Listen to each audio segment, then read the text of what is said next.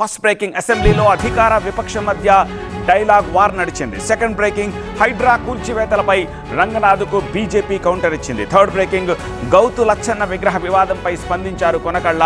Fourth breaking కేరళలో మళ్లీ monkey pox కలకలం. కొంచెం డీటెయిల్గా చూద్దాము. అసెంబ్లీలో అధికార విపక్షాల మధ్య డైలాగ్ వార్ నడిచింది. ఆటో డ్రైవర్ల సమస్యలను పరిష్కరించాలని బీఆర్ఎస్ డిమాండ్ చేసింది. ఆటో డ్రైవర్లను బీఆర్ఎస్ మోసం చేస్తోందని మంత్రి శ్రీధర్ బాబు ఆక్షేపించారు. సెకండ్ బ్రేకింగ్ హైడ్రాకి ముందు అనుమతులు ఇచ్చిన కట్టడాలను కూల్చము అంటున్నారు రంగనాథ్. మరి ఇప్పటిదాకా కూల్చిన కట్టడాల సంగతి ఏమిటని బీజేపీ క్వశ్చన్ చేస్తోంది. హైకోర్టు చెప్తేనే వెనక్కి తగ్గుతారా అని కేంద్ర మంత్రి కిషన్ రెడ్డి ఆరోపించారు.